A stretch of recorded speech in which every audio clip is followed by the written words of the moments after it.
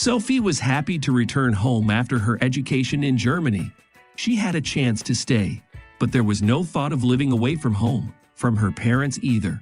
She loved her homeland, missed her mother and father very much, and now she was already embracing her family, riding home with them through her native and beloved streets. "I'm home. I'm finally home." Sophie couldn't believe herself, unable to find the strength to peel herself away from mommy. At home, after unpacking, resting, and calming down, the whole family sat down at the table to drink tea and talk about the future. "So, Sophie, now that you're a graduate, will you come work for my firm? I've been waiting for you for a long time. Without a good assistant, I'm screwed. And who can I trust more than my own daughter?" said Dad to his daughter. "Of course I'll go," Sophie laughed. "But you know, Daddy, I don't just want to do business, I want to do charity too. It's very popular all over the world now. We should also adopt a useful experience." "Now you're right, my daughter. Charity is also very important for businesses and businessmen." The rating goes up immediately. My father replied approvingly. "I'm not so much for ratings. I just want to help people in trouble. I mean, I've been following life in our city on the internet. We have a lot of people who need help here. And you, Sophie, need to get your personal life together," said Bella, 25 years old after all. "I was afraid you were going to marry a German, but well done. You came back free." "Yes, and the 25th anniversary should be celebrated at home in a wide circle. Well, not just an anniversary, but to introduce you to everyone.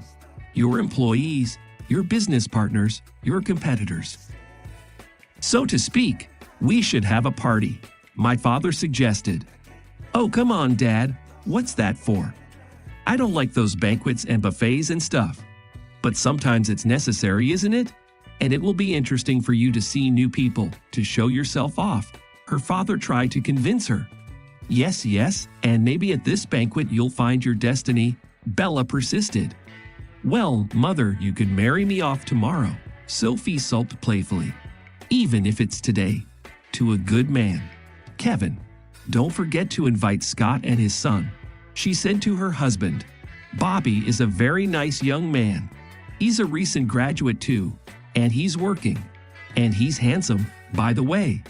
And this one, by the way, Peter, even though he's older, he's a very, very decent man.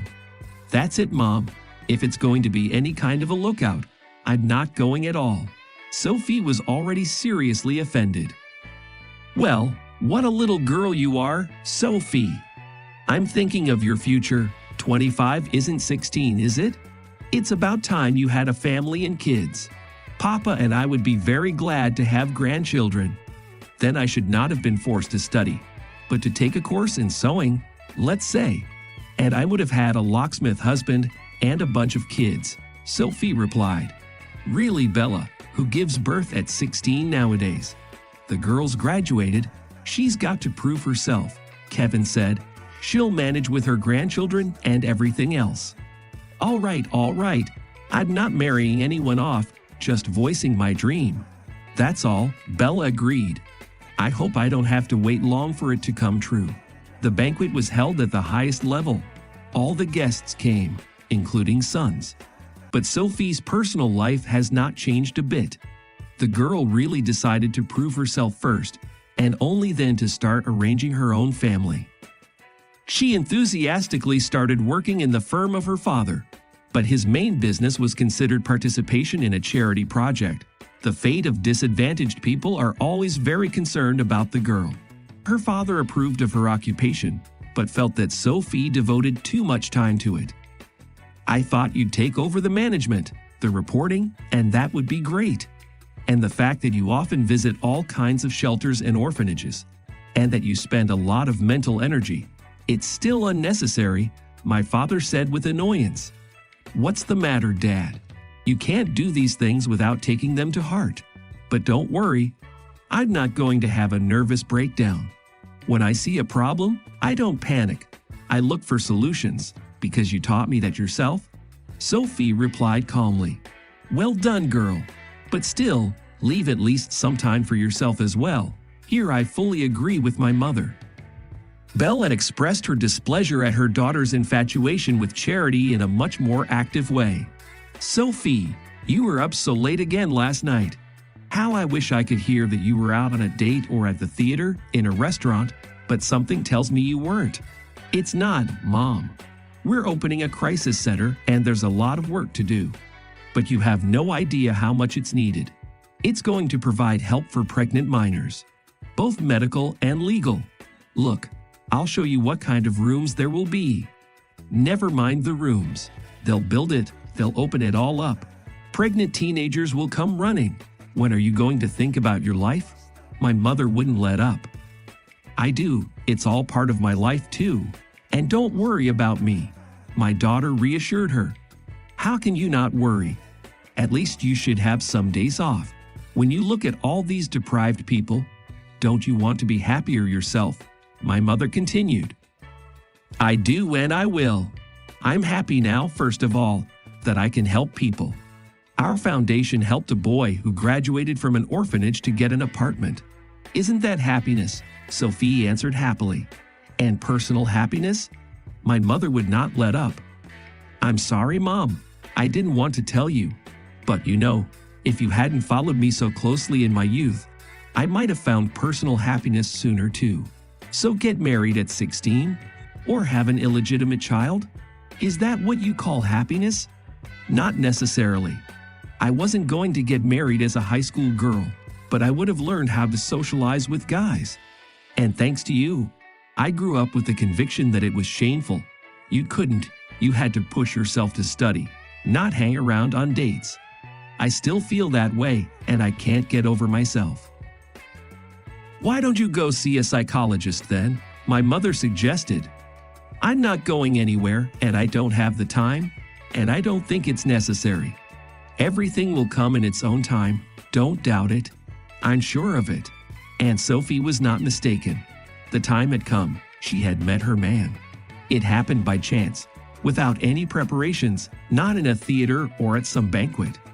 The girl popped out of the office, about to grab a bite to eat in the cafe she always went to for lunch, and saw a picture that touched her deeply. A very personable young man brought a container of food to a poor old man who was begging for alms.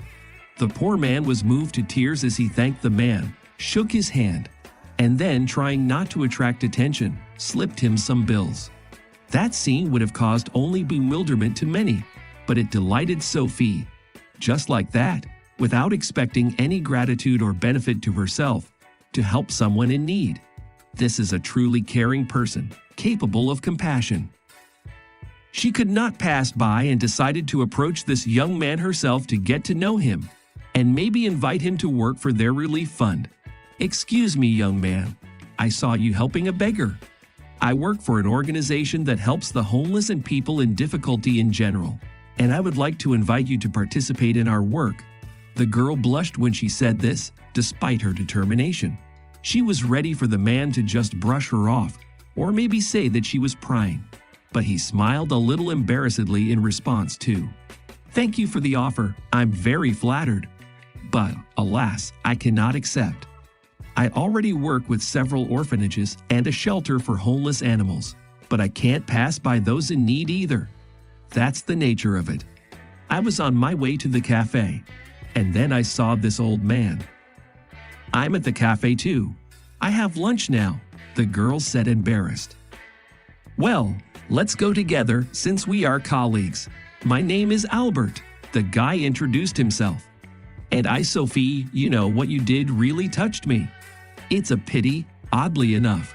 If everyone tried to make life a little easier for disadvantaged people, the world would be a much cozier place to live, wouldn't it? But most people pass by and even disdain those who, like us, try to help. Yes, this old man is not covered by my funds, but at least today he will have a decent meal. And the money? People say he'll drink it away. I left him a business card with the address of the place where you can get help. If he wants, he will come to me. Although many people have a consumerist attitude toward our activities, but if we save even 1 out of 100, isn't that a big deal?" The young man asked with enthusiasm. "I completely agree with you. And sometimes it's very hard to find understanding among ordinary people, which is why so many people are left without help. Lunch dragged on. Sophie was even a little late for work. She could not talk enough with her new friend, in whom she found complete understanding. She and Albert exchanged telephone numbers, and by the looks of the young man, Sophie understood that their conversations, and maybe even meetings, would not only be of a business nature. She liked this young man. Will there finally be a change in my life, too, she thought. And the change began swiftly. From the first meeting, Albert showed his interest in Sophie as a young, beautiful woman. Each date became a small celebration, with luxurious bouquets, with expensive gifts. For the first time, the girl became acquainted with the most romantic places in the city. She found out how nice it was to feel loved and the only one. Her parents immediately felt that the long-awaited changes in their Sophie's life had finally begun. Oh, our Snow Queen has finally thawed out. A prince has appeared, and by all appearances, with serious intentions. There's the bouquets. I wish I knew who he was, but it happens all kinds of things, sighed Bella. You, Bella, are a hard man to please. One minute you're worried your daughter's got no one, and the next you're worried something's going to go wrong. Kevin brushed her off. What did you think? Do you know how many rich bride hunters there are right now? Well, I'm sorry, Sophie's not the type to flap her ears at the first person she meets. That's true, but she's too kind. If someone starts to pity her, she won't resist, especially if there's love involved. We should give her a hint to invite him to our place. There was no need to hint. After a short acquaintance, Sophie and Albert's relationship became so trusting that the girl decided to invite him to her home. He made a very favorable impression on her parents as well. An intelligent, courteous young man with impeccable manners, and by all appearances, well-to-do. Kevin and Bella did not inquire particularly about his occupation and family, but he answered some of their questions quite straightforwardly. I've been living on my own for a long time, hoping only for myself. My mother died a long time ago. And my father? I don't know, he might be alive, but I haven't seen him since I was 3. So the only family I have is my mother's sister, who needs help herself. She is sick. So I had to go into business, and I'm not boasting about it. I have had some success. Sophie's father liked that answer, but her mother did not. Well, I don't know. Orphan, no family. It can't help but be alarming. You'd better go through your channels and find out what kind of business he's in. In general, about his past and present, she said to her husband, after the young ones had risen from the table and retired to Sophie's room. What channels? Kevin snapped. Are you suggesting I spy on him, track him down, hide in the bushes myself, or hire a detective? And why not? He will propose to Sophie any day now. He will become part of our family. People are more responsible about choosing new owners when they give a cat away. And here's an only daughter. You know, you can say anything. Yeah, I can tell he's a good kid. But is he too good? Oh my God. Sophie will have to live her whole life as an old maid.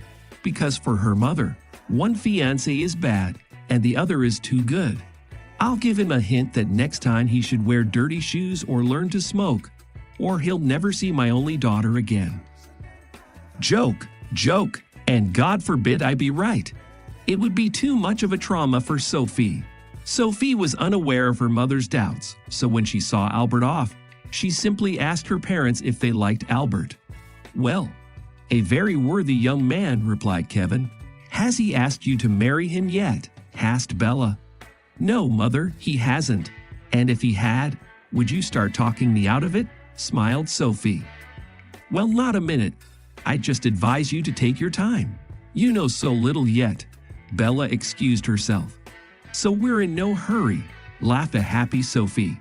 In fact, their future wedding was almost a done deal, although Albert had not yet formally proposed. But the relationship was developing in that direction.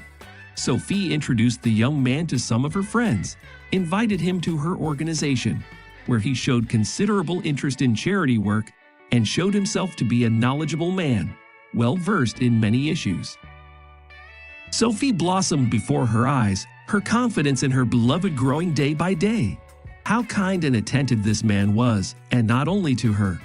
Even while walking with Sophie, he could not pass by any cat or dog that seemed to be homeless. He bought some food, called the volunteers, asked them to come to the address, and take the animal to further find an owner for it.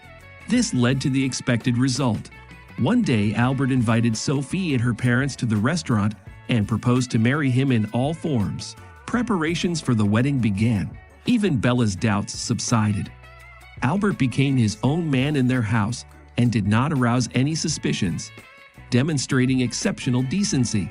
Sophie herself, on the other hand, suddenly felt that Albert's decency and consideration were somewhat excessive.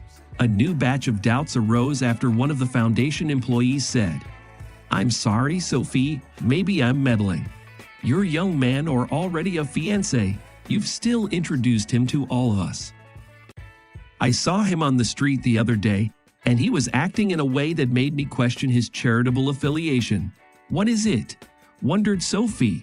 What could he have done? You see, a homeless man, probably not very sober, came up to him, started, as I understand it, begging for money, and your Albert not only chased him away, but also shoved him roughly. And when he fell down, he kicked him. And his face at that moment was so angry that I even got scared. "Well, Ellie, you must be mistaken. It wasn't Albert." Sophie didn't believe me. "I wouldn't have told you if I'd had the slightest doubt." The woman pressed her lips together. "I would have gone to him too, told him he was behaving inappropriately. But I rushed to help the poor man, and Albert had already gotten in his car and driven off. It's hard to believe, but I'll try to talk to him," Sophie muttered. But she was in no hurry to talk to her fiancé. Going over the actions of her beloved in her memory, she recalled that when she witnessed touching scenes, she often thought that Albert was overdoing it, too much pretentious, throwing himself to every homeless person, to every stray dog. Meanwhile, anyone involved in charity knows very well that simply giving money or a piece of sausage is often not the kind of help that is needed. But direct questions are far from the answer in such cases either. If Albert lies, he will continue to do so. And if all her doubts are wrong, the young man will have every reason to be offended. Well, we'll have to check it out for ourselves, Sophie decided. She already had a plan in her head that many would consider rather strange. To carry it out, she turned to an old friend who worked at a youth theater as a costume designer. It was to her that Sophie went to work. "Grace, only you can help me out. I need a beggar's costume for one evening for a case, but modern. Is that possible? I mean, not a poor woman, but a total homeless woman," Sophie pleaded with her friend. "Yes, as much as you like." "What are you up to?" "What kind of masquerade?" replied Grace. "It's not me, but you know where I work, right? Charity related." "Well, I have to dress up as a beggar for a little show," Sophie replied, deciding not to tell her friend exactly what she needed the outfit for. "We'll dress you up. Here in this corner is where I have the rags. Take your pick." Grace rolled out a rack of the most shabby outfits. "I'd like to do something with my face, something unrecognizable," Sophie asked, picking through the rags. "You know, put some makeup on it, stain it or something, paint a bruise on it or something." "Well, you've got a lot of reach there. That's why you need our makeup girl, Violet. She's a real artist, I'll tell you that. She'll paint you so much that your mother wouldn't recognize you. Get dressed up and let's go to her. Wow, you picked yourself a real bum." Grace took her friend to the makeup artist and she went to clean up. When she looked in on Sophie half an hour later, she was aghast. "Violet, you seem to have overdone it. I brought you a girlfriend, beautiful and young, and you're bringing me back some old granny." "Well, Sophie, don't be surprised if the homeless give you alms too. How will you walk around town dressed like that?" the girl asked in surprise. "I won't. There's a car waiting for me at the entrance with a chauffeur and a guard." Sophie really didn't have much faith in the success of her venture, so she took 2 of her father's bodyguards with her, one of whom got behind the wheel. After saying goodbye to the girls, she quickly walked to the car, tapped her finger on the window, and the guard looked at the unkempt old woman with a faded black eye, slightly opening the window, not hiding his squeamishness. "Well, what do you want?" he asked gruffly. "It's me, Sophie." "Don't you recognize me?" laughed the girl. "Oh, Sophie, you're unrecognizable except by your voice." The guard hurriedly opened the door and let Sophie in. "All as agreed, guys, you stop and wait to see what happens next." She had already briefly briefed the man. In fact, she hoped that nothing much would happen. No, the fact that Albert was lying to her, she already knew. She called the charities her fiancé supposedly worked with, but they knew nothing about him and certainly didn't receive any generous donations. She didn't want to know anything else, and she had started her masquerade in order to avoid any painful explanations. Still, she wished that Albert, whom she continued to love in spite of everything, would not turn out to be at least so cruel a man. She got out of the car and, hunched over, began to wander down the street, where her lover would inevitably soon pass. Here he came, a handsome, stylish, confident man. Sophie hurriedly approached. "Son," she called out to the man, trying to change her voice as much as possible. "Listen, son, help me, for Christ's sake." Albert glanced at her, grimaced annoyingly, but didn't even stop. "What do you want? You're rich, at least this way to the bread. A week without eating would help, eh?" Sophie continued following him, hearing that in her voice already sounds genuine despair. "So this is what a real homeless person feels like." The thought suddenly flashed through my head. "Piss off," the boy gritted through his teeth. "At least a little bit, you're kind," the old woman kept up, and catching up with the young man, took him by the sleeve. "Fuck you," Albert shouted in his full voice, grabbed her by the arm, and forcefully shoved her away from him. Sophie couldn't resist, and fell to the sidewalk. Immediately her guards were there. One grabbed the boy by the arm. The other began to help the beggar girl up. "What's going on?" She fell by herself. Albert began, but then he looked at the fallen woman. A layer of makeup was not hiding her familiar facial features after all. Sophie said in her usual voice, "Well, well, benefactor, it all makes sense now. That you also help orphanages and animal shelters, I also know." "Good day," said Sophie firmly, and followed the guards to the car. "Sophie, what are you doing?" shouted Albert confusedly, and moved to follow his departing bride, but immediately realized that it was no use. God damn it, it all fell apart. And just when everything was going according to plan. Well, the Viper. How the hell did she think of that? And why would she do that? "Well, what do we do now?" he thought, standing in the middle of the sidewalk, looking after the car as it drove away. Yes, there was much to consider. Albert was no benefactor or businessman, but an ordinary man from an average income family who dreamed of more. His parents were alive and well, but he had no relationship with them, and had no special feelings for them either. They had raised him, educated him, and well, thank you. But he did not consider himself indebted to anything. He had long ago left home and gone to seek happiness, using his own data, especially external. Yes, he had his parents to thank for that too. His face, his figure, and his intelligence, by the way. No, Albert would have been offended if someone had called him an Alfonso or a crook. He didn't consider himself one. He even worked, which he could not do without, but his salary could not meet all his needs. Well, he lived at the expense of rich ladies, wives, or daughters, and sometimes businesswomen themselves. It was a matter of luck. By the way, he gave them happiness. He did not steal or extort money. They were willing to do anything to keep him around. Albert himself would not have minded getting married if he had found a suitable match. And as he grew older, he began to look for one, realizing that he would not be able to bounce around in women like that until his old age. He would be 30 soon, and young handsome men would be growing up to compete with him. He realized this especially keenly after he had been dumped by another man. In other words, a fairly young and well-to-do single woman. He was ready to marry her. She was 10 years older, and she didn't seem to mind. And then suddenly she had another, younger, and apparently even better than Albert. And the hero lover got his resignation.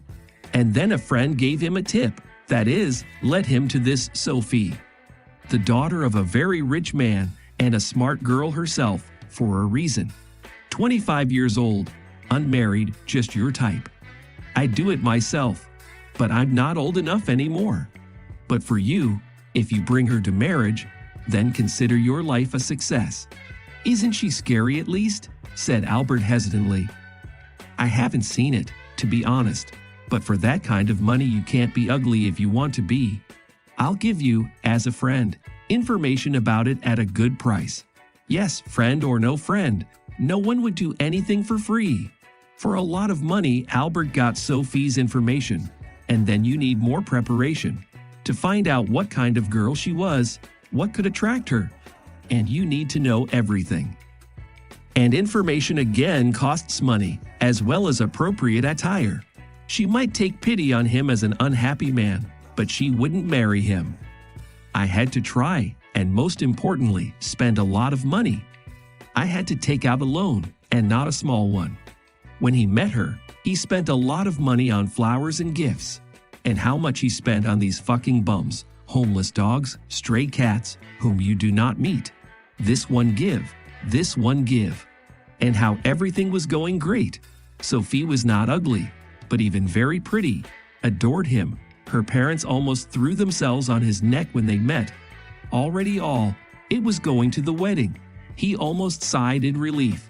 No more hopping around, no more looking for him, no more living a normal life. And she, that bride, needed to test him. And there it is, love. And now what to do? Go to explain, apologize, wriggle, confess? No, most likely it will not work, although it is necessary to try, at least in order that no nasty things are not done. She'll leak information about him on the net and cut off all avenues. He needs to find a new lady, and maybe Sophie will forgive him, understand him, at least return the gifts. The engagement ring alone is worth a lot. In the evening, he decided to call Sophie anyway, to find out how serious she was. Sophie, it's me, Albert, calling to see how serious you are. There's not going to be a wedding. It's silly to ask. Nothing is going to happen between you and me anymore. Sophie replied confidently. Too bad. I do love you, believe it or not. I don't, and I'll try to make sure no one else believes you. How? He asked into the phone, surprised, and thought to himself, that's it.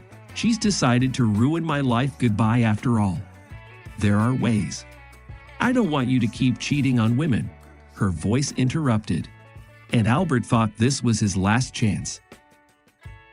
Sophie, honey, I'm so sorry. I just wanted to impress you, to get closer, because I love you so much. I swear to you, I really will do anything to make you forgive me. Let's forget everything that's happened and still be together. No, Albert, you can have your presents back. I'll leave them with the concierge. I hope they won't be useful for seducing the next girls again. Sophie's voice snapped again, and she hung up. She must be blubbering, so suffer now, benefactor. At least she'll return the gifts, and maybe I'll sell them.